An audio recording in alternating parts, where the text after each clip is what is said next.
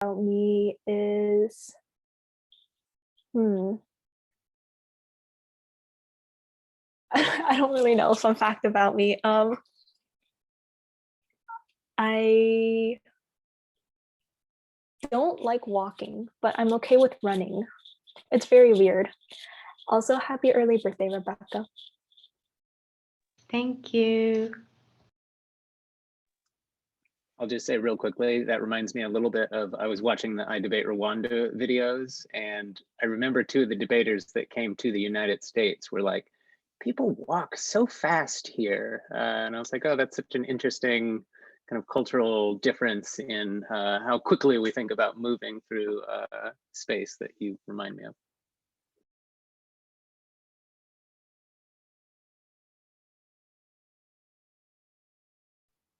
Hi, I'm Kirsten. I go to San Francisco State University for the past 2 years, and I've been debating for a little over 4 years now. I'm really excited to meet everyone here, especially Rebecca and Kenzo.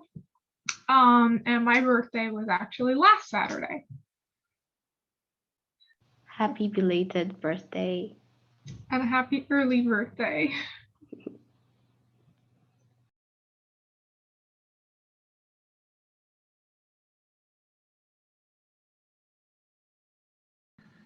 Hi guys, I'm Vlad. I'm taking computer science courses at the City College of San Francisco as prerequisites for my master's in computer science.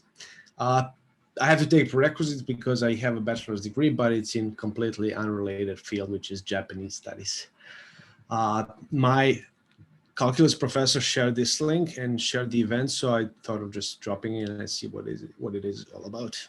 I'm originally from Serbia. Awesome, good to meet you. It's very nice to hear that. I want to master in computer science. So, what stops you?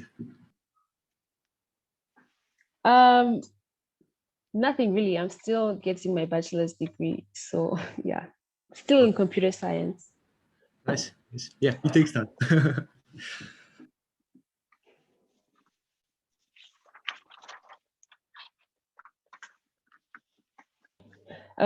I think we're gonna have to go ahead and start.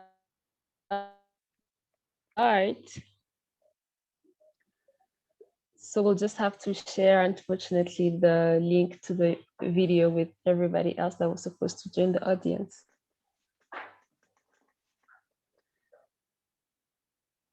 Is that okay? Yeah, that sounds good with me. Anyone else? Sounds good to me. I mean, so was Lindsay and Orion coaches of these other programs? Were they not going to make it? I tried contacting Lindsay, pressure. But I think it's possible that she may be teaching a course at the moment. Yeah, and that was true for a lot of City College debaters, is there's people taking finals now, somebody's in the wilderness.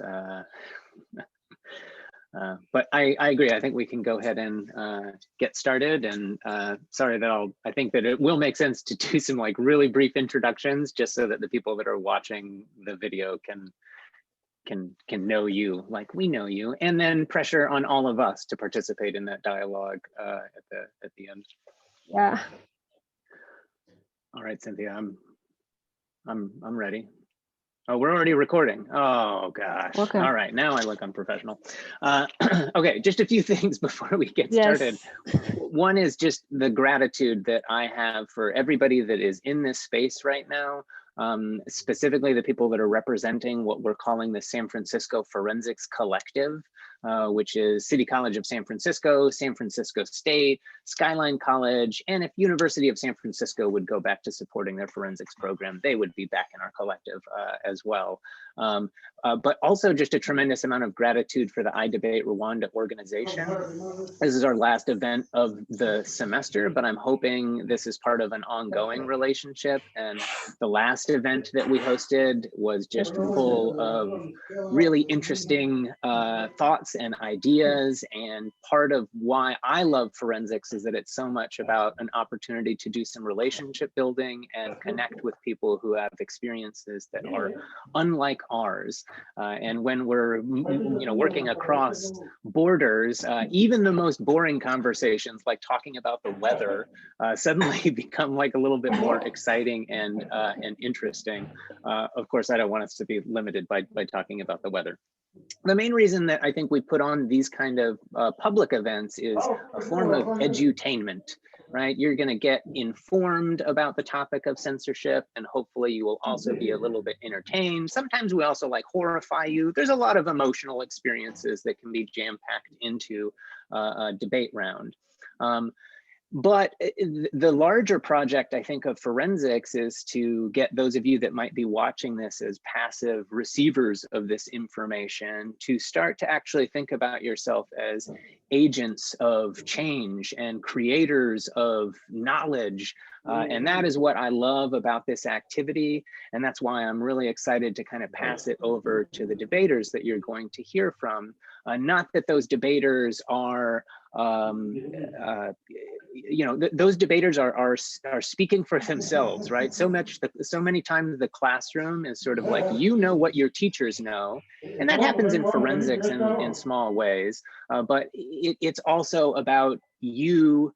I mean, if you're familiar with Paulo Freire and kind of pushing away from the banking model of education, where you're just passively receiving info, to you're a creator of information, and you should go into debate rounds and tournaments, and you should use that knowledge.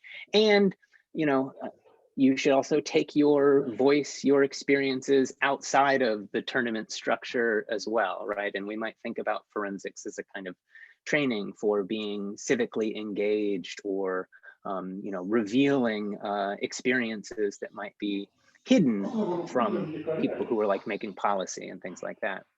And then I guess I just want to end with the idea that we're here because dialogue and relationships are important. And so there's an invitation for you to stick around after the debate. There's probably going to be a bunch of ideas swirling around in your brain. You might be here because you are interested in talking about censorship. You might be here because you're like, what is forensics? What are speech and debate activities? And you might be here because you're like, oh, this seems like a really cool opportunity to get to build some relationships with people who live and occupy a cultural and geographical space that is unfamiliar to me. Those are all totally valid reasons for being here. And these are all reasons why I probably don't need to convince this group here, but those of you out there on YouTube, you should find your forensics team. You should think about joining it, and you should think about making more space for yourself in educational settings. And forensics, I think, uniquely gets folks to do that, right? You have a tremendous amount to bring to the table. The debaters you're going to see, their arguments, like, not that there isn't some dialogue with coaches, but like they are responsible for the ideas that they're presenting. And so you might be a little bit intimidated by it. You might think, I can't do that. I just want to emphasize that whether you are a lover of like sharing your own mind and ideas and thoughts about the world, or whether you feel some sense of shyness or hesitation to do that, like there is a space on a forensics team for you to get your outlet for the energized ideas that you have to share, or for you to kind of develop some confidence in the big brain that really does rest inside of your heads. All right, with that, I'm going to pass it over to Cynthia to kind of talk about the structure, or maybe actually I'm passing it over to the debaters to kind of just give us your name and what college program you're representing, so folks watching know who you are. I'll first go with the introduction before the debaters can introduce themselves. So hi, my name is Kirsten. For those watching, I'm the communications person at iDebate Rwanda. iDebate Rwanda is an organization that uses debate and public speaking to promote public discourse. Like Nathan had mentioned, we're trying to eradicate the idea of just acquiring knowledge. So people should be able to question what they're receiving, and be able to give back something out of that. So we're very grateful that City College accepted to do this event with us. It's always a pleasure to work with you guys. Last week we had a wonderful event. It went very well. People were very happy about this one watching. We hope you're also gonna, as you should. So the debate, how the debate is gonna be structured. So we're gonna have the affirmative and the people, and each speaker is gonna have 7 minutes to deliver their speech, but between each speech there's gonna be cross-examination. So for those wondering what is the motion today, is this house believes that it was brought from a theme we talked about last week, which was deconstructing media and reconstructing each other. And it's written in a very nice way. So I'm gonna make sure I put it in the description box on the YouTube video so people can see how well Sage had structured it. So it means that social media or media as a whole can either construct or destroy or reconstruct people. So the people who consume it. I'm gonna leave the floor to the debaters today to introduce themselves, and then we can dive right into the debate.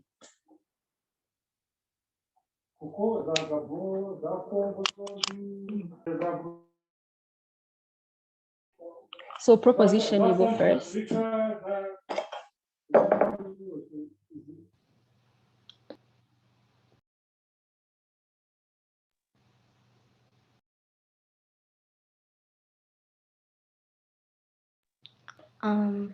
Hi, my name is Rebecca, and I am from Greenhouse Academy in Rwanda, from iDebate Rwanda.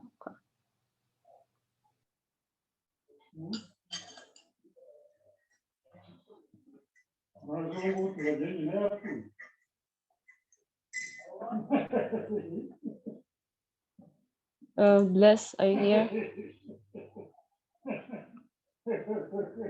Yes. And it's your turn to introduce yourself.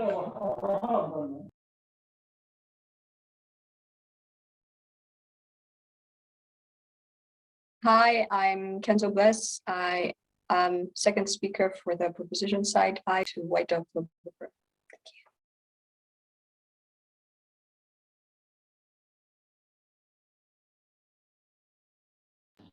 Now we go to opposition. Hi, good morning, evening. My name is Amarilla Scow, and I am currently a part of the Skyline Community Forensics team. Hello, my name is Kirsten. I currently go to San Francisco State University.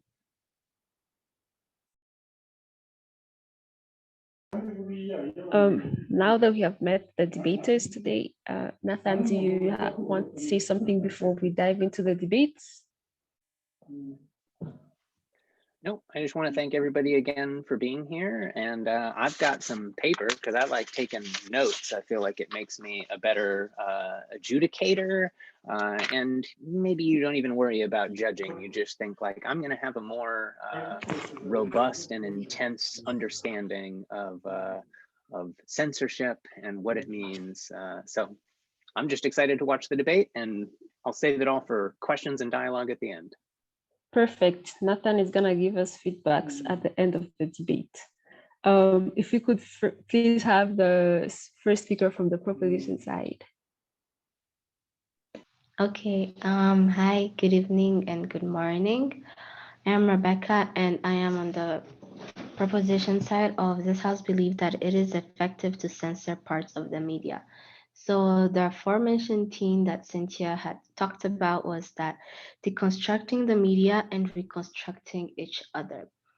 First of all, what is censorship? Censorship is basically like the suppression or prohibition of any parts that might be books, films, news, or any type of article that will be considered obscene, politically unacceptable, or a threat to security. And also, what is media? Media is basically an outlet for mass communication for people's ideas, whether it be their personal opinions or informing people of what is going on around the world. And we, as I said, we are proposing the fact that it is effective to censor some parts of the media. So personally, I think that it's a really great way for to be able to protect people as they already are, to be able to like not show everything that is unacceptable to young people or even old people, because they also are affected by whatever they might see. For example, an example that I would give that of censorship in the media is when there was the Jordanian pilot who was killed. He was basically burned alive by ISIS, but when the news outlets were showing it, they didn't show the actual video of it happening, because it would have been a scene that would have scared and scarred the minds of the people watching it, whatever age they might be. Most people think that censorship would be better for only young kids, but even older people are affected by this type of traumatizing stuff. Like, imagine if you're just watching news, normally seeing, oh, let's say there is going to be a flood or there are rains all over the country, and then out of nowhere, you see a video of ISIS burning people. That would really traumatize you. You'd be scarred. It's not an experience that people like to have, because the amount of people who've gone through that type of stuff, for example, people who live in war-torn countries, as an example, I don't think you would like to be in that position if you're not forced into it. As well as media censorship will also help the people themselves, for the people, you know, that thing, for the people. And if you see big companies everywhere you go on, let's say in different numerous websites, the first thing you will see is advertisements for different type of companies that you don't even know. But let's say the advertisement looks enticing, you will click on it. It's not you who's going to gain from it, you're probably going to read it. And most of the time these advertisements are not fully 100% fact checked. They might be telling you false information that will cause you to, you know, say the wrong things, buy the wrong stuff. But it's you who's going to lose, not the company. It's just going to be gaining more money. It's basically a clickbait for them to have more income, and for you, well, to buy their stuff as well as suffer from it. And also, censoring media would really help in different types of ways, as in media affects what we think. It affects our thoughts, our ideas, our ideologies as well. It shapes them. You might be going, for example, the day before you had been thinking about, let's say, you know, that they're the famous stereotype of what comes first, milk or cereal. But then you go on media, and the first thing you read is an article saying that milk has to come first, and that is that. Okay. Your opinion will be changed because of what you have read. So radicalization is a way that people use to enforce what they want, whether it be the government, the people, the companies in power, just random political people, or just people who are just on the internet who want everyone else to think like them. They will do it through radicalization. They will show you articles that will make you think that they are right, and then nothing else is what it is. That will be the only thing that you have to think about. That is the only thing that is right, and therefore it will affect your way of thoughts as well as ideologies. It will no longer be your personal point of view. It will be a point of view that will have been affected by what other people have thought, by what they have written. So as a lot of misinformation, that radicalization, because if I'm convincing you that what I'm saying is right, I will not put information that says that I'm wrong. I will not try to change. I will only show you the good parts of my side, if I could say so, like how we're doing in this debate in a way. So censoring the media will not be everything, because the media also has a lot of good things. It gives innovative ideas. We discover many more new things because of it. We become more we learn about most stuff that's going on around in the world, and that is honestly an amazing thing. But then there are also people who just post things or write things that are really not as they should be. They will give information not as how it is. Not a lot of people do it, even in news outlets. They want to just give you the news as it is. They'll give you the news in the point of view that they want, not in the point of view that is neutral. For example, if you read about the Israeli-Pakistani conflict going on right now, you will notice that in some news outlets, there'll be like Pakistanis are the ones who are being like attacked. They have a right to defend themselves. And then you read it in another different type of news outlet, it will be defending the Israeli people.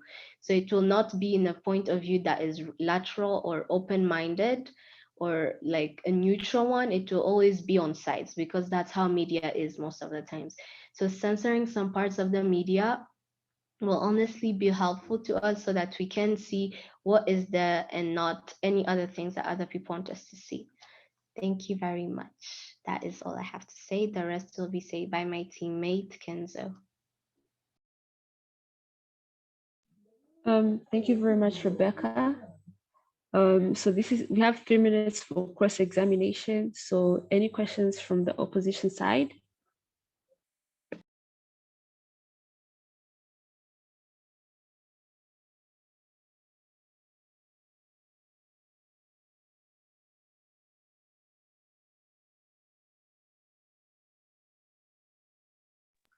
How is your team defining the word effective?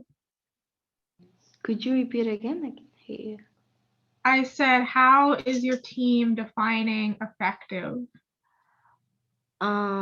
Effective would be defined as it is effective to censor the parts of the media, is that it would be effective as in it would be helpful. Yeah, it would be helpful to do it. Yes. Okay, thank you. I also think being effective would also mean having the intended goal of protecting marginalized communities, ensuring that that proper information in media is distributed online. So yes, that's what I define as being effective.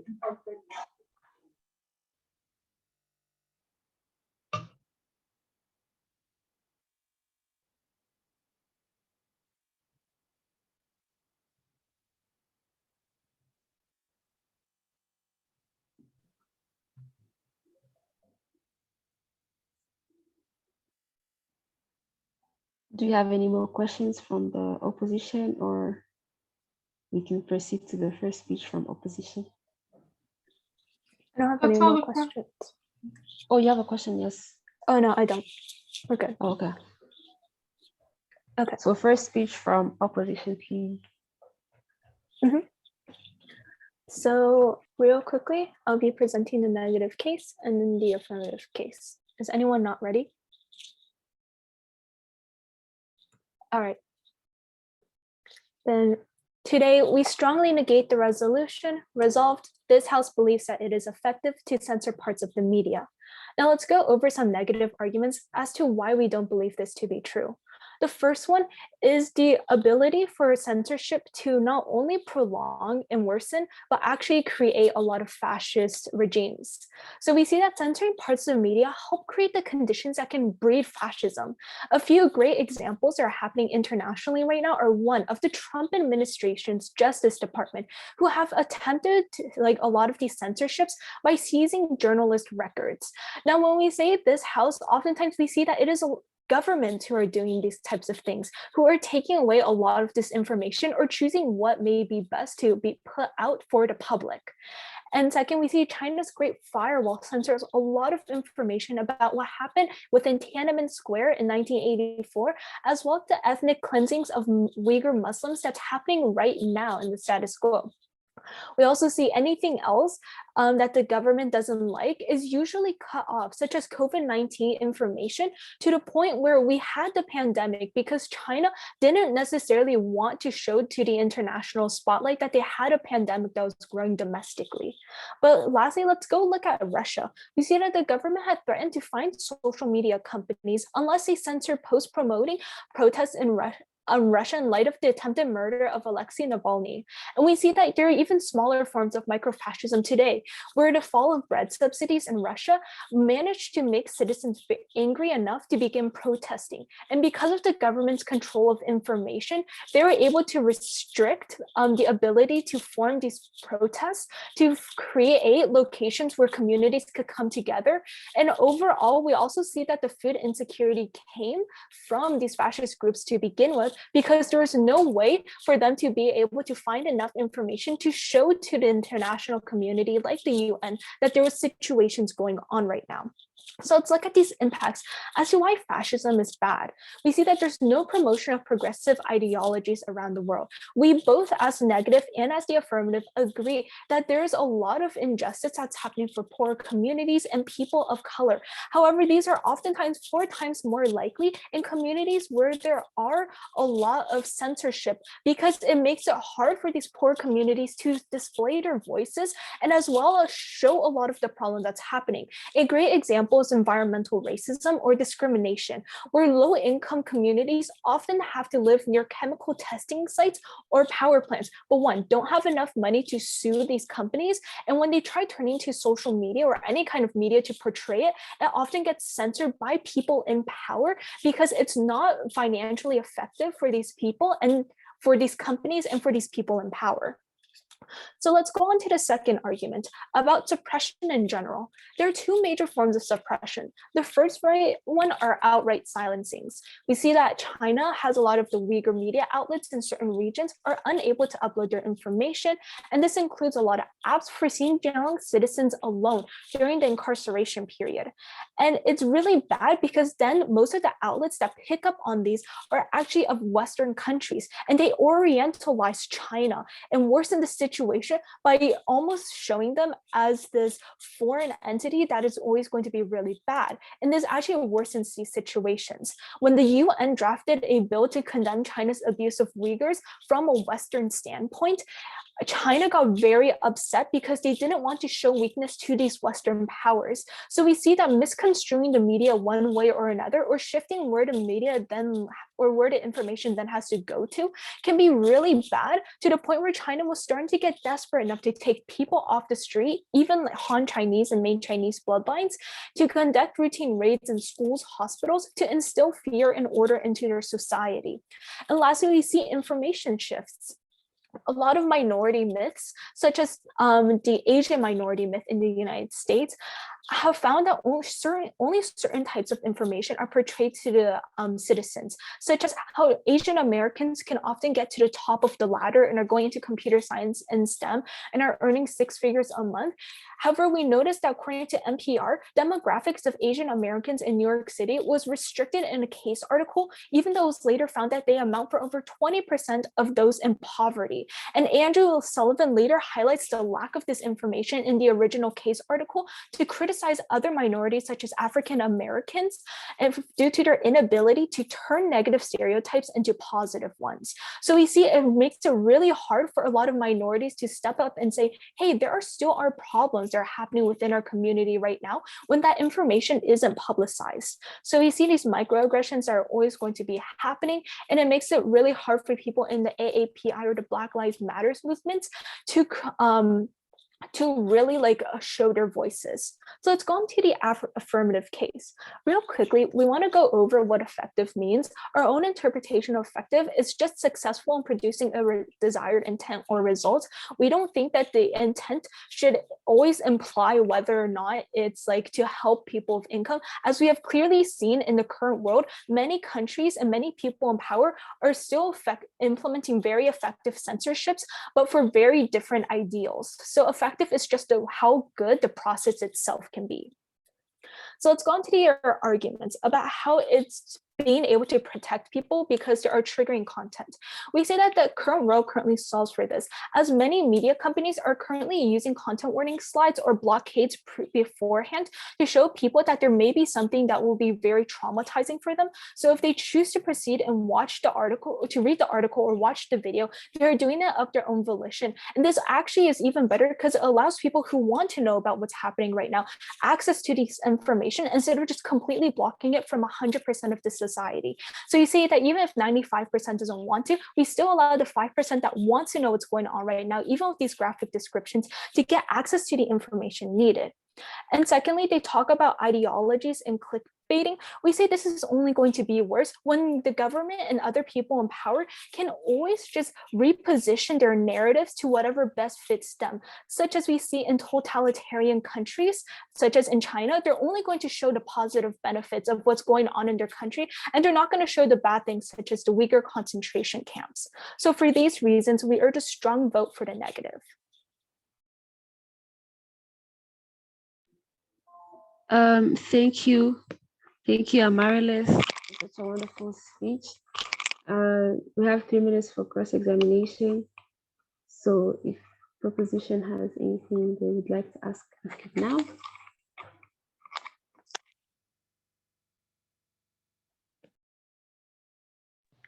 I would like to come back to the point where you say that there are content warnings. I think, is that what you said, to be sure? Yeah. So there are media sites right now who use like content warning slides or blockades that like blur out images or like prevent you from accessing articles unless you agree and say, I acknowledge that there may be content that may be triggering for me and I still want to see these videos or read these articles. Okay. But from what I've seen, like even from website I've used myself, for example, you know, sometimes you need to, let's say, download a YouTube video to put in your presentation or something. And sometimes they just pop up videos of, let's say, sexual content that you don't even want, and they don't give you a choice, as in, I don't want to see this, I don't need to see this. And these things as blockades, they don't really work sometimes. And the problem is that most of these times, for example, these blockades might be like antivirus or firewalls. And sometimes people literally use money to, like, you need to pay to get them. And not everyone has that type of money to pay it. And also, I think like for censorship, it will not be censorship as, I don't think it would be censorship as in, let's censor what the minorities are saying, because the minorities also most of the time, they're not even really minorities, but most of the time make up literally the whole working force. But it would be more of censoring the, let's say, the articles, for example, that have false facts about this type of things. For example, those documents about COVID, about it's not really necessary to wear a mask because it actually lessens your breathing capacity and can cause you, for example, lung cancer. And that would be censored because it does not contain factual information that's true. But information about the minorities which are suffering are saying, oh, like the example you gave about those minorities that have to live, let's say, for example, near factories that have chemicals and stuff, then they can speak. Because, okay. May I respond? Okay, so to answer the first argument about content warnings and blockades, currently you can see that many countries are already implementing free blockades for people who want to access it onto their search engines. But secondly, neither the affirmative or the negative would be able to solve currently for a lot of these sexualized contents, because we're looking at it in a very general sense as to what's happening in the current world right now. The affirmative doesn't have the ability to say what will be centered in the future. So it's best to look at current and past historical precedences. So if we see that currently there's already a move to address a lot of these situations, then it always there's a predictive trend that it will just continue to rise in the future, as well as secondly, choosing like the censoring of minorities. We believe that if the current world shows that there are cases that are being censored that don't help minorities in their current situations, then it just shows that there's a negative implication when it comes to censoring parts of the media. Cross-ex time is over. So if you have any more questions, you'll just have to ask them in your second speeches. So if we could have the second speaker from the proposition side to deliver their speech. Okay. Thank you very much. I'd like to begin my arguments with a few rebuttals. This is.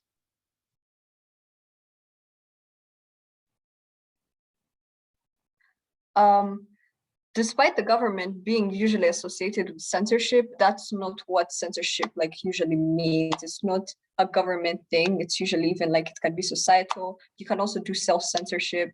It really varies and depends on what type of the people who are doing the censorship. Actually, like there's a lot of proof that open and free speech is what leads to fascism. If you could remember YouTube in around 2015, 2016, that with creators like Richard Spencer, Stefan Molyneux, Lauren Southern, that radicalized a lot of young people into ideas like fascism under the guise of free speech, and that we should be able to discuss these things, where they would get on their platforms and discuss eugenics, where they'd get on their platforms and discuss Muslim immigration in Europe and things like that. Despite being misinformation, they usually came under the guise of, oh, but we can say whatever we want, until their platforms had to be taken from them.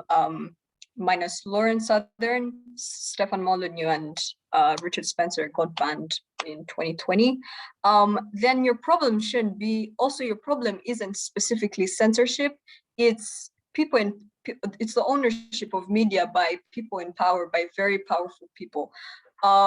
When we have media that's very commercialized and media that's owned by the bourgeois, that's how they're able to censor people. If we had media owned by the working class, where censorship is more,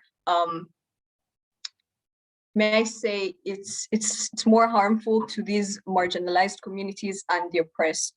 Also, content warnings aren't really effective for media, like for medias that depict things like murder, animal cruelty, CP, etc. I remember in 2008, 2012, around that time, where there were a lot of, where there was a YouTuber who was doing like literal animal cruelty on YouTube, and he would like step on animals on like open source YouTube. So like content warnings aren't really effective for that. I think censorship is the right way to bring about that media not existing on these platforms anymore.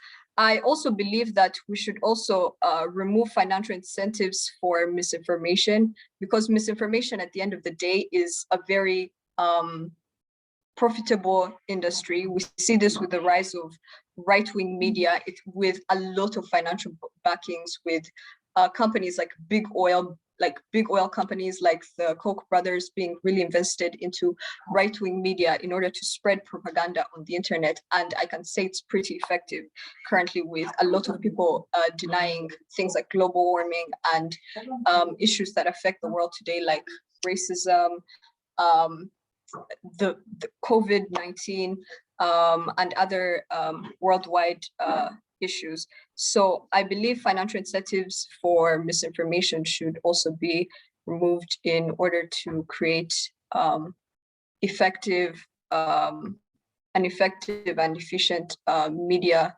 cycle. Yes, thank you. I yield my time.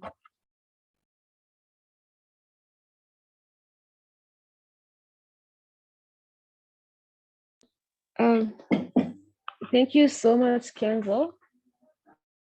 So, because Kenzo did not use all her time, we can have a 6-minute cross-examination, because she had 3 minutes left. So, any questions from the opposition before we go to the second opposition speech?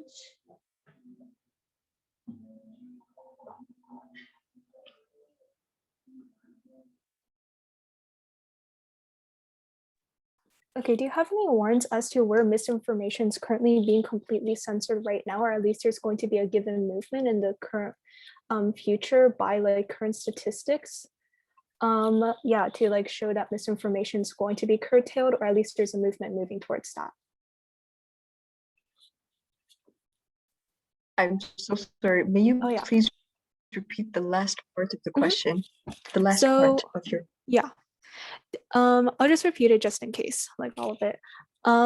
Do you have any warrants or evidence that can show that there is misinformation being censored right now and having positive impacts? Or at the very least, there are current statistics that show there will be in the future? Could I answer that? I can't say. Sure. I'll give an example that I actually know. For example, in my country, if a person goes online, for example, whether it's writing a comment or an article about there being, for example, in my country, there was a war, a genocide in 1994, the Tutsi genocide. If a person, let's say, for example, goes online, whether it be an article or a comment, and they start speaking facts such as the genocide never happened, that these people are never killed, or that, for example, there's still this type of ethnic groups in Rwanda, such as the Tutsis or the Hutus, the information will be taken down. The government actually searches into that person, deletes their accounts, and speaks to them, or even imprisons them, because it is against the law to say such things, because it is having an ideology of a genocide ideology, and that is against the law. So yeah, it happens here. And it's quite useful because most of these people who were who took part in the genocide, not the ones who were getting killed, but the people who killed the people were all are still saying, oh, the genocide never happened, we never did anything.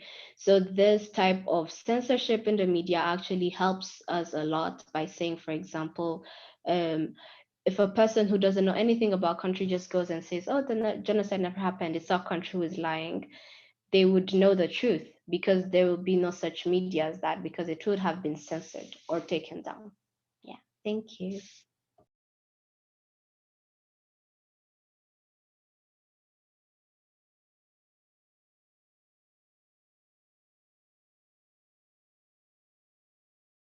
Okay, one quick follow-up on the question. So you're saying that currently the censorship that's happening from the example you provided is that there's misinformation that's coming out of the censorship, right? Because you're censoring that the genocide did happen, which shows that there's a perspective of the genocide not happening to like people who are just coming into the country. No, we're censoring that the genocide never happened, because people say that it didn't happen, yet it happened. So we're censoring the fact that it didn't happen. No, I'm not talking about there's a call to possibly censor the misinformation. I'm asking like, sorry, it may be a like a miscommunication, but I was wondering like what is going on right now? Like what is happening? Like, is the censorship being used like by the government right now, showing that there was a genocide, or if there wasn't a genocide? The censorship is being used by the government to prove the fact or to deny the fact of the people who say that never happened. So it's being used to prove that the genocide did happen. Okay.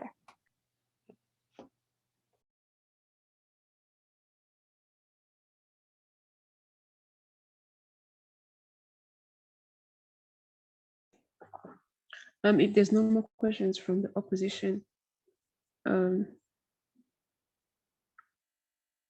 we go ahead and have the second speaker from opposition side?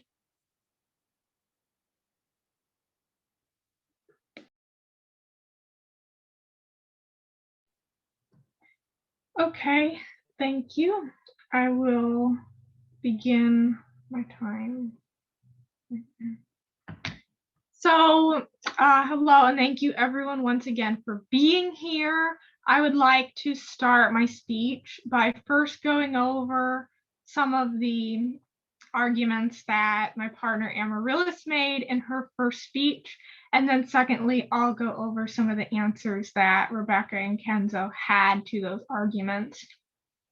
So first of all, what we're talking about here in our example of fascism, is that there are several historical examples of where government censorship of the media has led to fascist thought and ideologies perpetuating. Our example of China, by their Great Firewall, censors any and all mention of the massacre in Tiananmen Square in 1989, where tens of thousands of protesters were slaughtered just for peacefully protesting for democracy.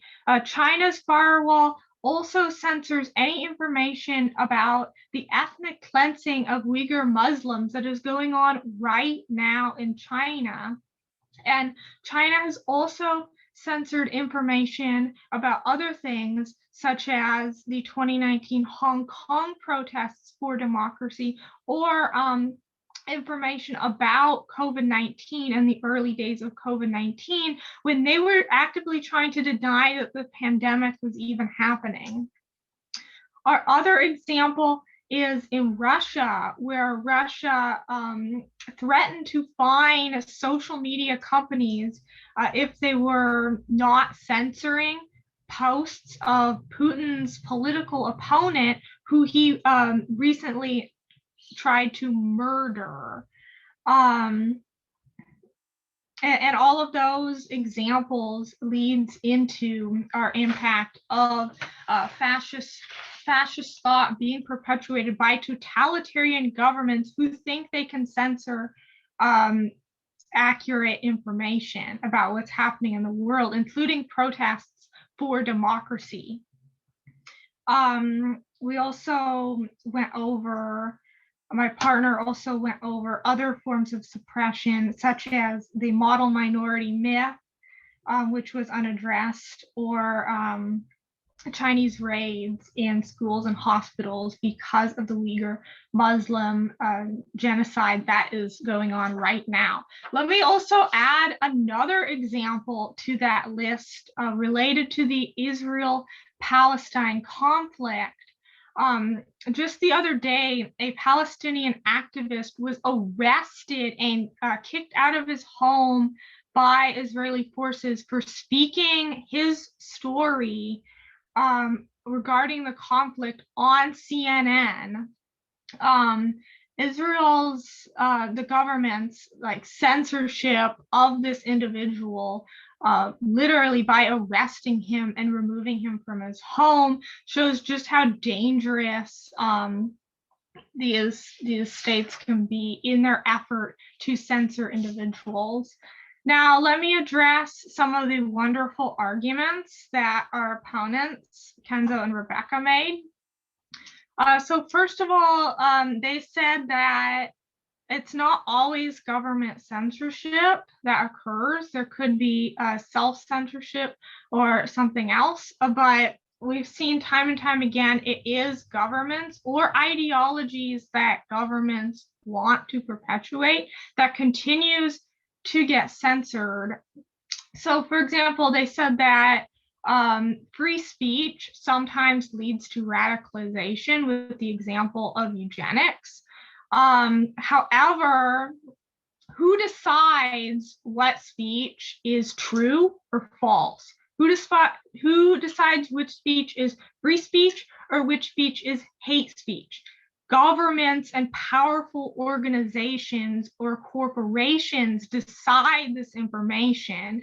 So the Trump administration attempted to censor Black Lives Matter protesters and Antifa protesters by claiming that those groups were hate groups, when the majority of people in those groups were peaceful protesters, with only a minority being violent protesters. But those groups were classified as hate groups anyway by the Trump administration, in an attempt to have access to censoring their speech.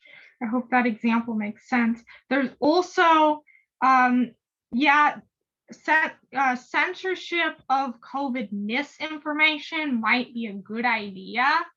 However, there has been zero censorship of misinformation surrounding COVID, but there has been censorship of real information. When, for example, New York Governor Andrew Cuomo censored data relating to the COVID-19 pandemic in nursing homes, and it only came out that he was funneling false information in the media much later.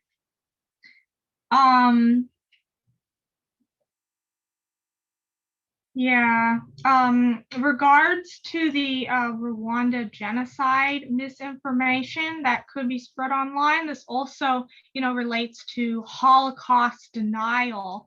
People that deny the Holocaust ever happened.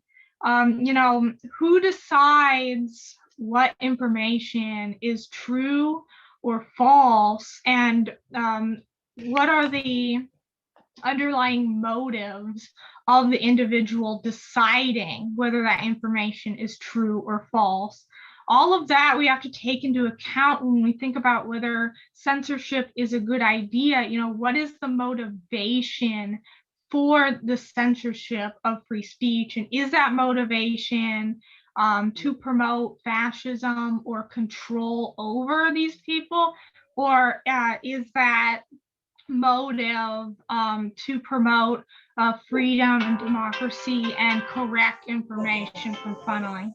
Thank you. That's my time. Thank you very much, Kristen. So we have 10 minutes cross-examination before the opposition can deliver their reply speech. So if the proposition have any questions, now is the time. First, that was an amazing speech. First of all, I would like to correct you. It's actually the Tutsi genocide, not the Rwandan genocide. It's also a part of censorship because a lot of people tend to think it was a Rwandan genocide. Even in most news outlets, it's written as the Rwandan genocide. But at that time when the killings were happening, people who were being killed were not being seen as Rwandans, were being seen as Tutsis. So there is that misconception, as well as the fact for the, I agree, from a point of view where I'm not a Rwandan, I agree that people have two different points of views, as in whether, for example, I'm talking about the genocide, it happened or it did not happen. But what we should base ourselves on are the facts, not the personal opinions of people. So I think that's what mostly censorship should be about, instead of people having views. Because if people have views, the censorship will be in the light of what they want it to be. As Amarilis and Kirsten have been saying, if it's the government who decides what the censorship should be, they will put forward what their agenda, or say the agenda of the person who's in charge of it. But I don't think censorship should be about those personal views. I don't think views as that should be included. It should mostly be about facts that are there. Because, for example, I can be like, there is no COVID, and the other person says there is COVID.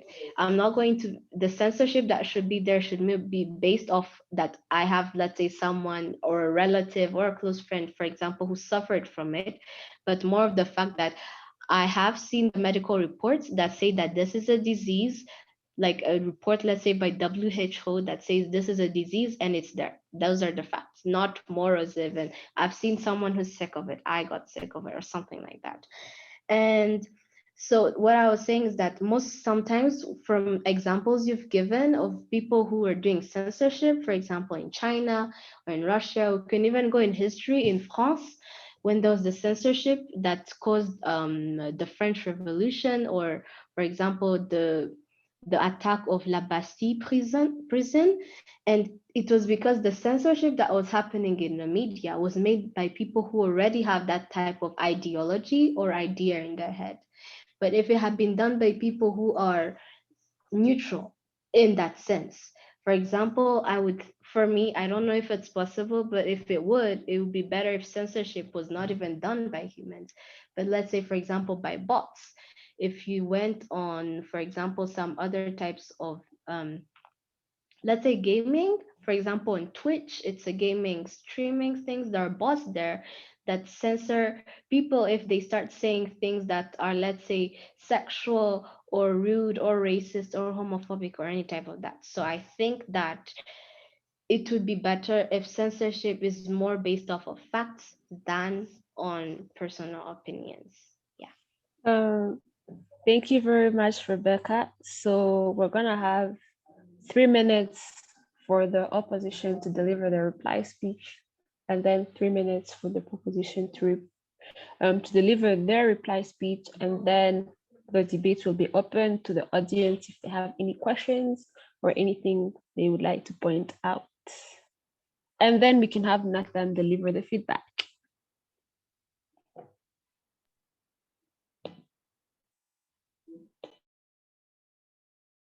Okay. Is anyone not ready? Okay. You're going to be signing a negation ballot, since there's always going to be a general outweighing of bad things that are going on right now due to censorship on 2 levels.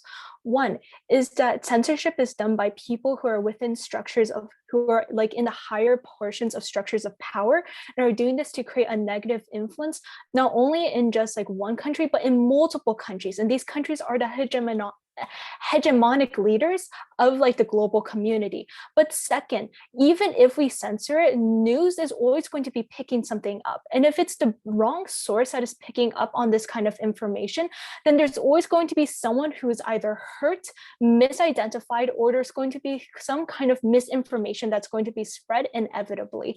So let's go on to this first argument that I want to expand upon, which is that while we do agree that the proposition has an amazing argument about where there's one situation there was misinformation, we offer you at least 3 different countries, which is Russia, China, and the US. They're using censorship right now to not only further very bad campaigns, but these campaigns are actively hurting people. When we tell you in Russia, they're cracking down on these people, not allowing them to be able to protest peacefully, and are cracking down on them in a very hard power manner, as well as China, which are killing a lot of these ethnic groups right now and are censoring the information that is able, like, in order for like information to not be able to get out. We say that the impact of death that are happening in multiple countries will always outweigh the positive impacts that may be happening in one country. And while we do think that misinformation is a good thing to be able to censor, we still have the second argument about how like misinformation is always going to be propping up one way or another,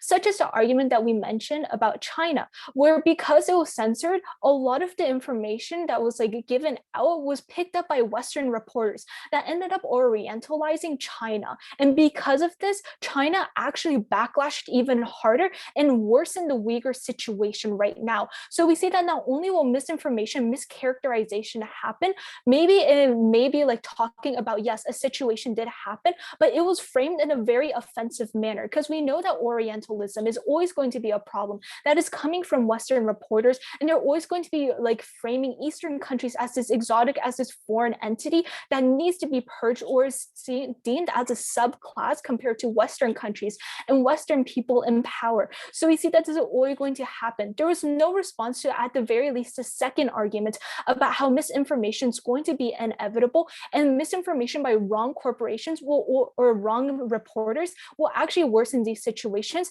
to where China now actually increased the amount of Uyghur concentration camps they were doing, and even taking Han Chinese off the street to torture them in these concentration camps.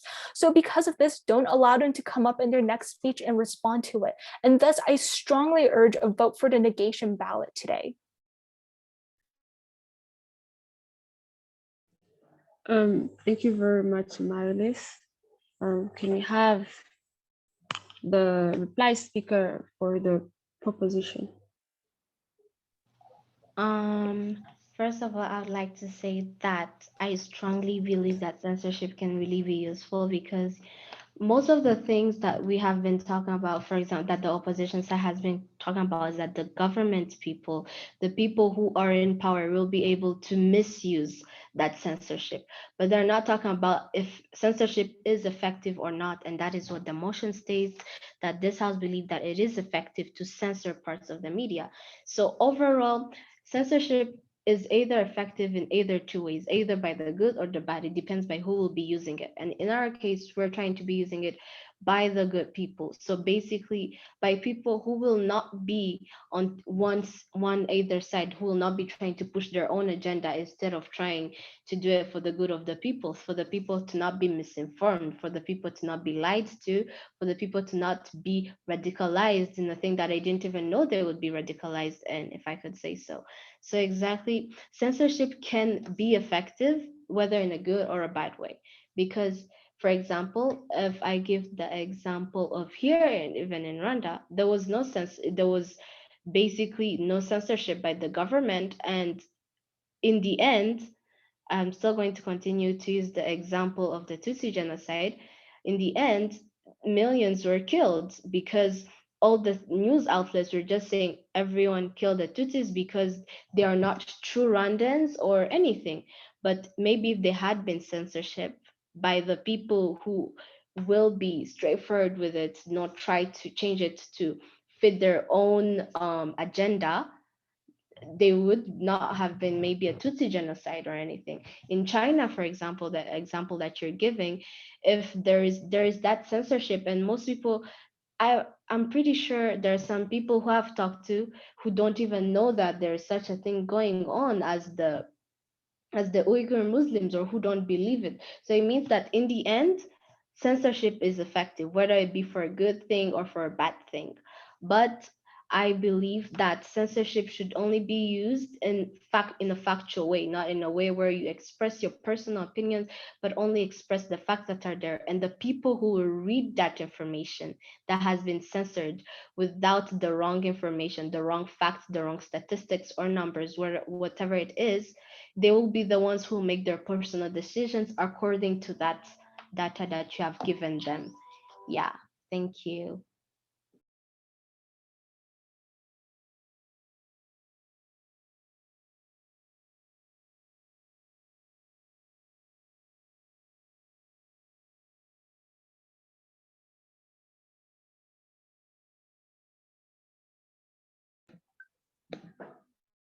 Thank you, Rebecca. Thank you. A very interesting debate. I would now like to open the floor to anyone in the audience that has a question they would like. Now is the time.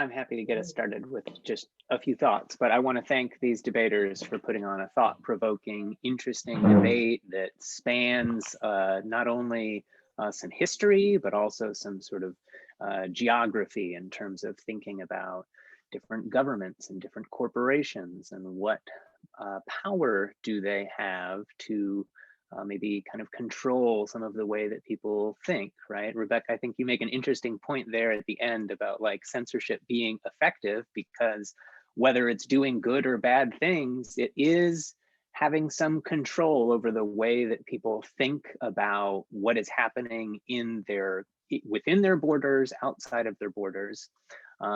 You know, so who censors? And it sounds like we're spending time thinking about governments and corporations. I'm also thinking about colonialism to neocolonialism.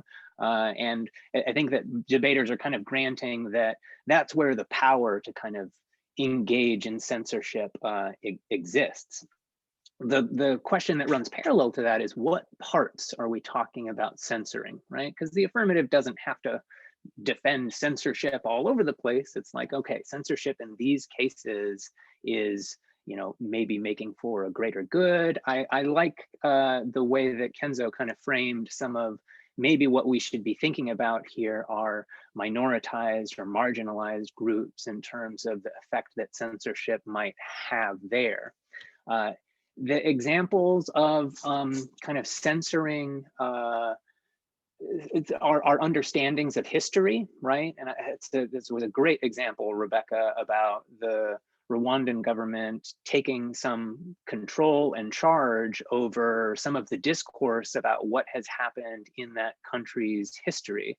Even your point about like marking it as the Tutsi genocide as opposed to the Rwandan genocide is not exactly censorship, but it shows how like language and the words that we choose and what gets expressed, like it really does kind of package and present people's understanding of what's going to happen. Or what is happening, and then we could go further back and hold, deference to the folks in the room who I'm sure know more about the Tutsi genocide than I do, but the use of calling Tutsis cockroaches, right? The kind of rhetorical presentation of a cultural ethnic group as the other, as something that is to be feared, right? If we were to censor that kind of rhetorical packaging of the other, then maybe we don't wind up with the kind of acts of violence that follow. But I want to come back to like, it all depends on like where we are and whether we trust our government. And I'll make a quick connection to Trump, right? In terms of rhetorically packaging and presenting Asian American identities as the like cause and the carrier of COVID-19 and the cause of our suffering and calling things like Wuhan. So if that is our leadership, then there's reason for us to be kind of skeptical about the role that governments might play in this kind of shaping how people think and behave. I could keep talking because y'all have got my brain on fire, and that is a sign of a good debate round, right? I want to talk more about like fake news, and is there a sense of like neutral, is kind of engaging in spaces like this where we're debating about a topic, does it move us towards some kind of more interdependent kind of negotiation of what the truth actually is, right? Is there like a capital T truth that we can and should be moving toward? And certainly when we think about, genocides and denial of the Holocaust, I'm like, yes, I would like us to get on the same page about what is happening in the world. And yet there are other examples that I can kind of think of where pushing toward a more dynamic sort of diversified truths with an S has its appeal. All right, you can talk about whatever you want because I bet your brains are a little bit on fire like mine is. Let's open it up.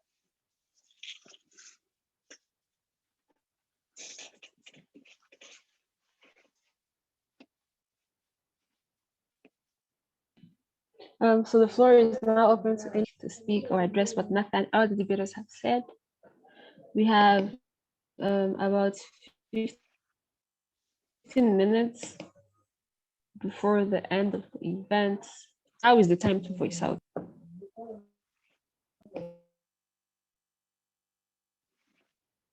Using bots to censor? Oh, that was an interesting idea. What role does technology play?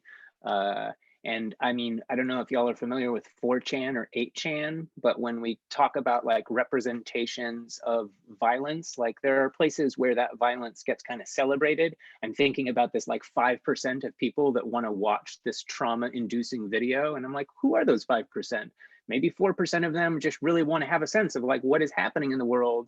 And maybe there is that 1% that is kind of somehow getting radicalized by that or is celebrating this thing. And those networks are an example of like acts of violence that then become representations of violence that then have this like rhetorical impact on the way that people think and behave. I could keep talking. I gotta be quiet now. No, it's okay. It's very fine. Sage, I saw you applauding what the speakers were saying. Do you have anything you would like to share? Oh my gosh, I'm really just kind of like doing this same sort of like cooking around. I was really struck by so many of the incredible points that were made. I'm really like, I'm kind of like harnessing in on like the role of punishment, right? So like I can't stop thinking about this moment in which it's like folks who deny the Tutsi genocide happened can be put in prison.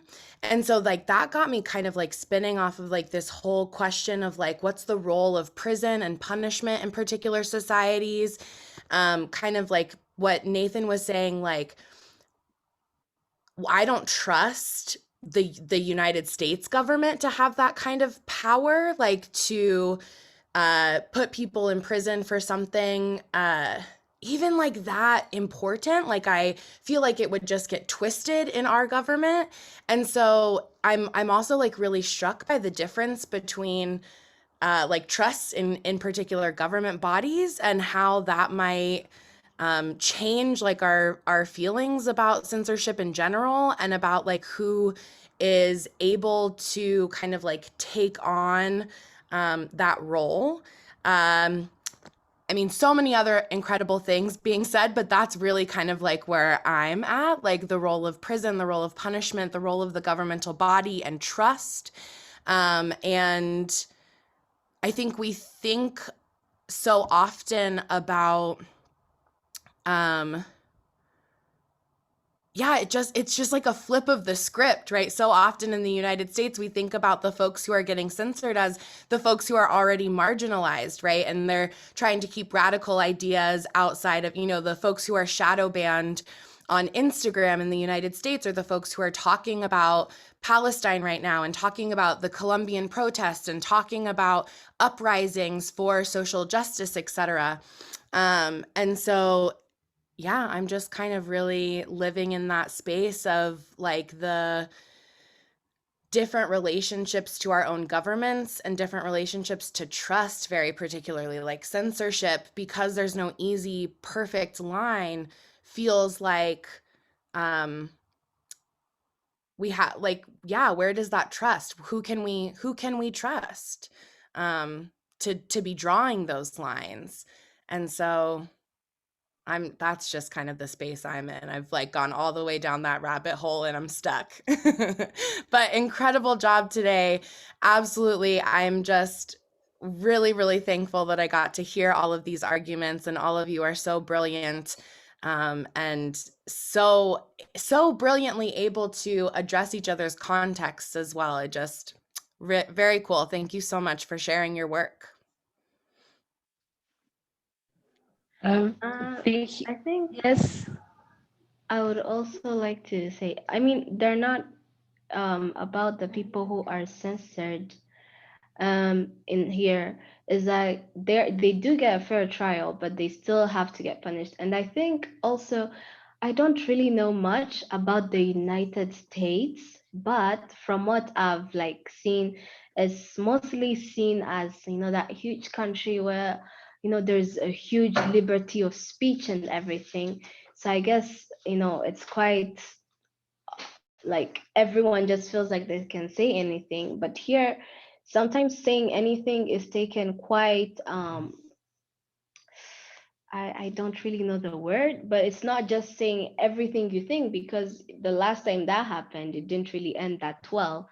So there is still something about like, it's also about when people say that type of stuff, it's being held accountable for stuff, for that ideology that they have, because we're kind of scared. I mean, what if it happens again? If people start thinking like that again, I mean, it will end up in a whole other massacre and whole other genocide instead.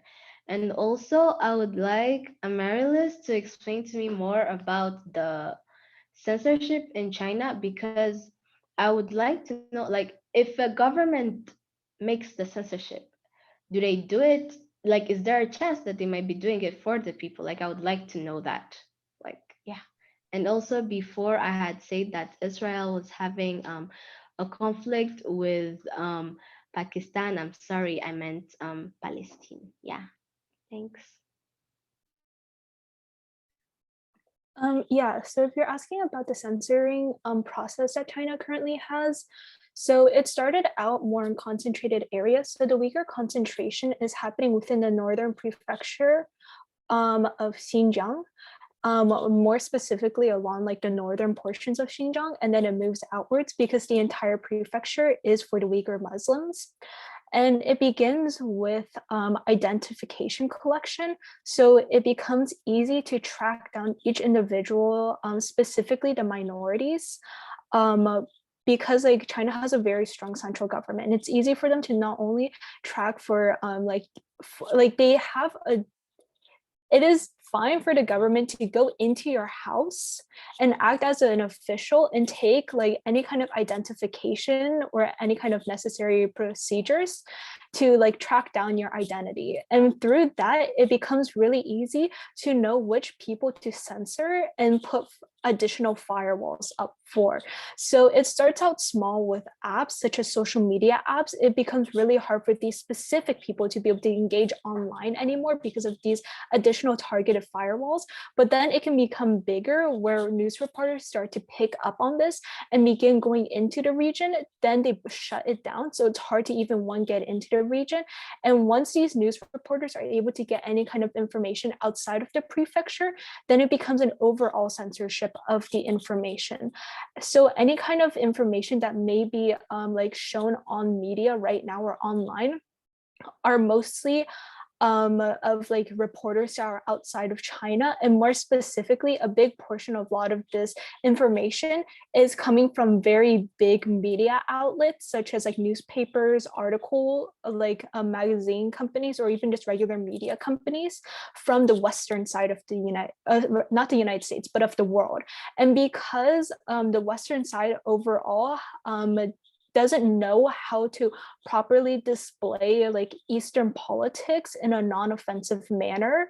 In this particular case, the framing that they had of Eastern countries in general and their implications of the Eastern country actually made China even more upset. And this is building upon centuries of when Western imperial countries such as Britain would come in and overall expand like a lot of colonial influence.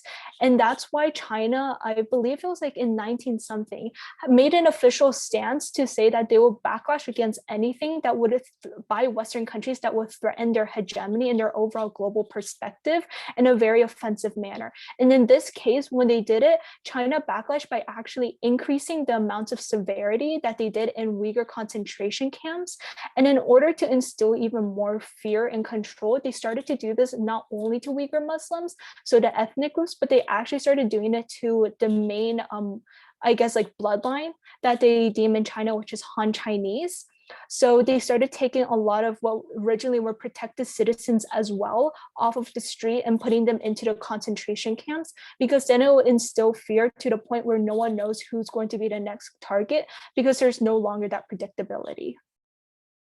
So in the beginning, it started off as a way of defending themselves, if I can say like that. Yeah. So it was similar to what was happening. So the original, like very, very beginning, I would like say you could make a comparison to like the Holocaust or what was happening within Germany, where it was a cleansing of like a minority group. However, like the escalation of it was due to like bad like mischaracterizations or framings of an Eastern country by someone that like China already had bad blood with. So it made like a lot of these miscommunications worse, it heightened tensions, and thus China reacted like in a very defensive manner, or at least what they previously claimed they would do in order to like keep up with their word.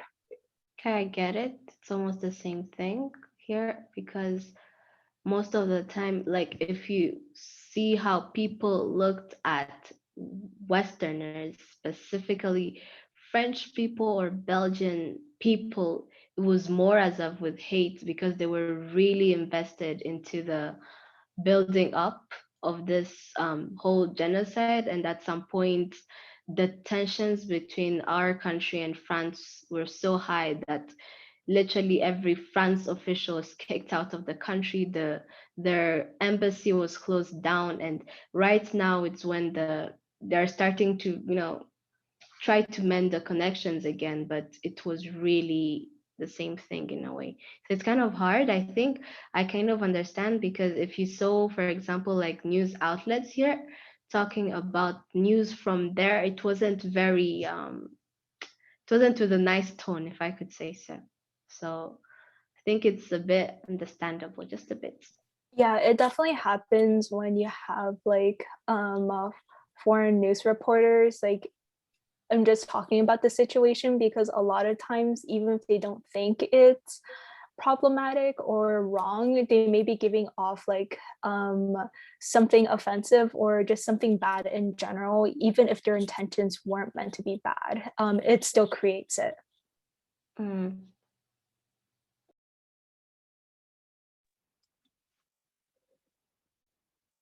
Kenzo, I saw your hand up. I get some of this conversation is also just making me think about Japanese internment or concentration camps in the United States in terms of how a country might feel threatened or be threatened, and how that then has these broader rhetorical dimensions, right? We're at a war with a country, and then the people that are living within the United States wind up being right. And then also, I mean, it's a hidden history, maybe less hidden than some, right? But and there's a number of those that are out there. And so when we think about the credibility of a government to not engage in censorship of the truth, there's reasons for us in this country to be skeptical in terms of some of the history.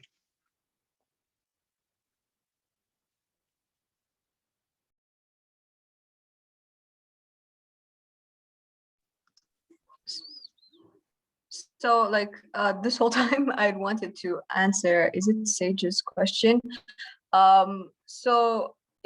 This, you were saying that you would be skeptical of the government trying to censor free speech because it would, in the US, because it would mostly censor speech because it would be mostly minorities like affected. I don't get like then what they would like exactly censor them for, because at the end of the day we're trying to censor things like misinformation.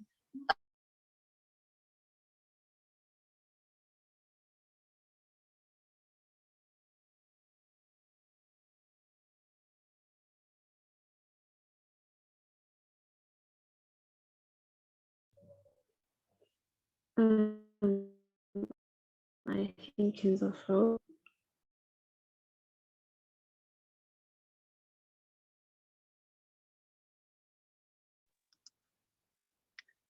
Kenzo, we lost you at the government trying to censor misinformation. Yes, like I truly understand your concerns with the government being able to silence especially minority communities or even like the oppressed people, like poor people and things like that. But like, what exactly would they like censor them for? Like, I really don't get it. Like, if we went to like the ideas of hate speech, like then they would have to censor like non-oppressed groups of people, because I really don't understand then what exactly the government would have to censor minorities for, especially without things like arrest, like cause like Rebecca had mentioned things like genocide denialism. I don't think minorities deny like genocides, so exactly how would they be able to frame them? Because like usually with things that the US government has tried to incarcerate people, Black and brown people for, they're usually physical, even though they're planted into their communities or like indoctrinated, things like the war on drugs and things like that. But like, how do you plant genocide denialism? That would be a very difficult thing to thingy. Like, please answer like genuine question. Yeah, no, I think that like in this example, right, of like genocide denialism, it makes a lot of sense to be like, we're going to censor that and potentially even punish it in the framing of the way that like the governmental punishes bodies. I feel nervous about giving like the US governmental system that kind of power, because even it's like genocide denialism, that's an easy one. But like, what else can they censor and then punish people for? Because and I also want to like meet this very rational question you're asking about like, why would they want to censor marginalized people? Like, what's the point of that? With the very irrational answer of to maintain white supremacist power ultimately. And so it's not like they're not doing it for any other reason, I think, other than to just like maintain horrific power, even as we've seen. And so, you know, while the Trump administration was in office, there was a huge sort of destabilization of like quote unquote facts and what is factual and like what could be censored or should be censored. And so thinking about like the people who are in power, like even though we've had a shift towards like what you might call like the blue side or the Democrat side, they're all still like deeply invested in maintaining the US governmental structure to maintain world like power. And so that's the reason, right? And folks like Mark Zuckerberg, who are in charge of things like Facebook and Instagram and the social medias, they have investments because even folks who are on a more leftist side of things are still like keeping those corporate tax cuts in power and making it so that like corporations can donate as much money to the government as they want. And so all of these sort of like institutional relationships that make up like our system of power just like have been so rooted in colonial logics that like I think they don't even know how to operate outside of it. It's one of the reasons why we try and use the rhetoric of the system is not broken, it's working exactly as it's supposed to. And so we have to have some serious systemic shifts in order for any kind of deep-rooted cultural change to happen. So it's not about so much like that one example of like genocide denialism. That's an easy one, but I worry about giving our government that power to put people in like when that's already happening. And like historically we as like in the government don't necessarily put folks in jail, although I think Angela Davis is a good example, but also like disappearing.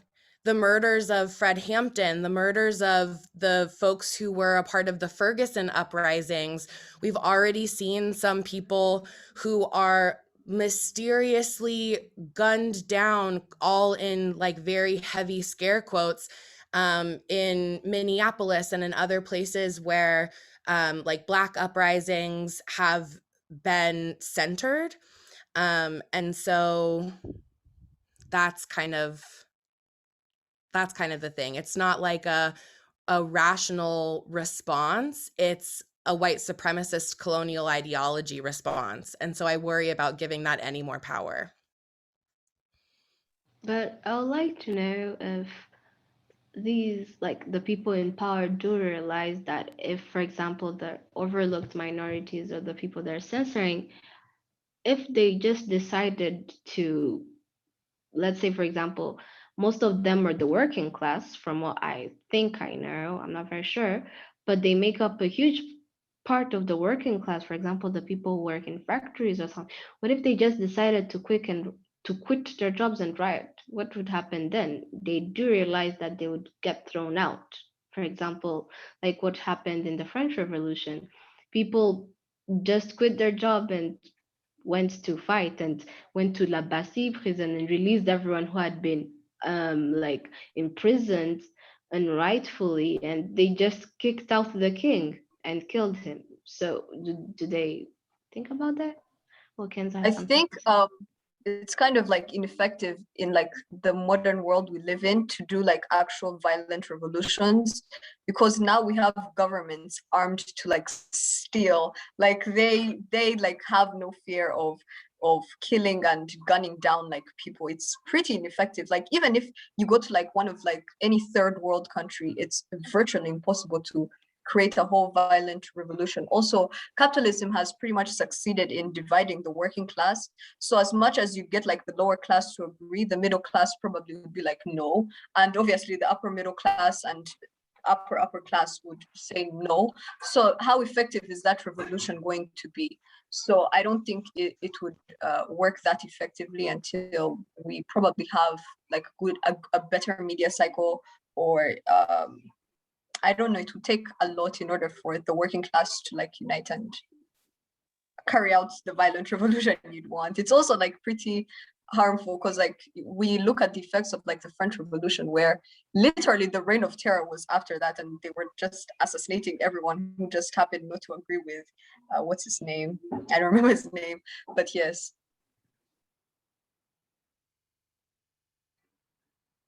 I totally agree with a lot of that. And also, like, you know, in the cities that have had like very like large engagements with like just this most recent uprising after like George Floyd, et cetera, like this last summer, they're bringing in military tanks, they're bringing in like so much militarized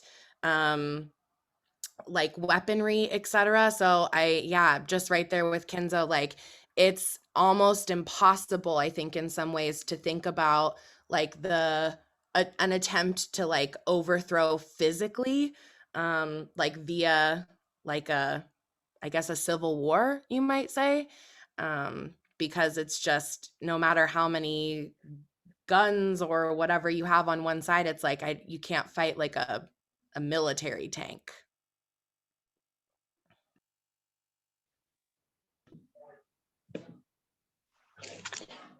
And how thank you very that like oh, are we at the end, Christelle?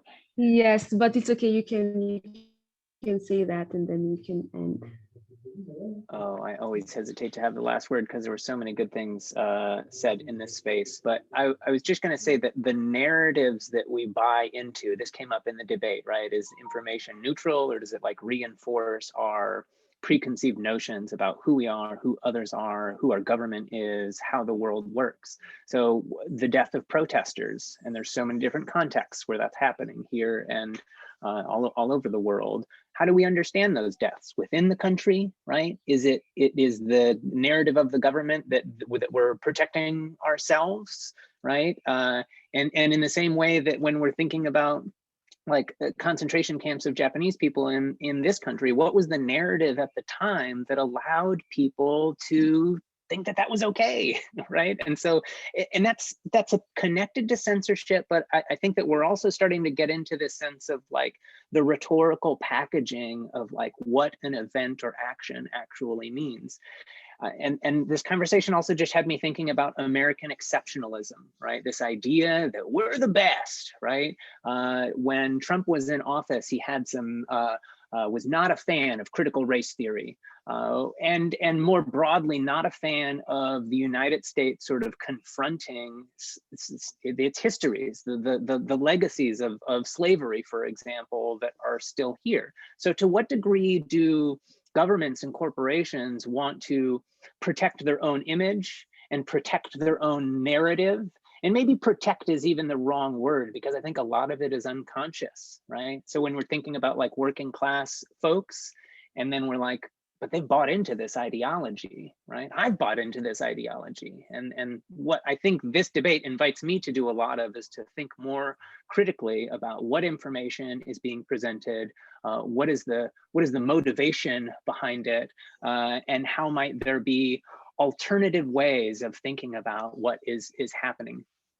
Last point about genocide, like Turkey and the Armenian Genocide, I think is another example of how, you know, whether we're censoring what happened in history or we're trying to repackage it, like there is this sense of like wanting to protect one's own narrative and how one thinks of one as a country, and confronting the sort of darker parts of our history is, I think, a large thing that motivates people to maybe censor ideas. Thank you so much for this debate and for leaving my brain on fire for the rest of the day.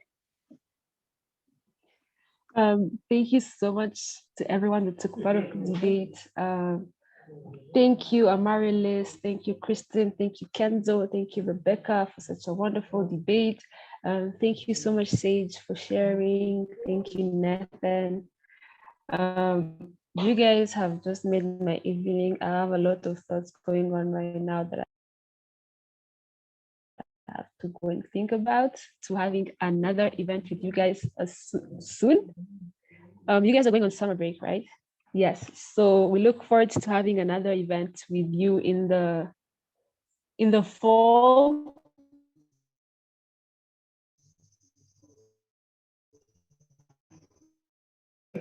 And to the people, thank you so much for the people watching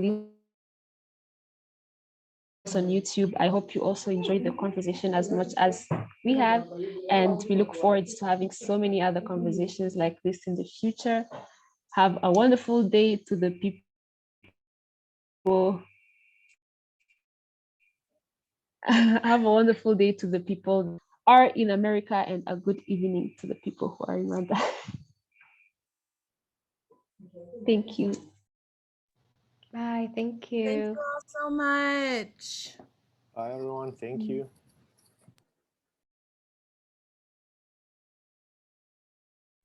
Thank you. I can't wait to debate with you all again. This has been probably one of the most amazing debates I've had this Thank year for sure, but possibly up there of all time. Yes. Bye. Have a nice day or night.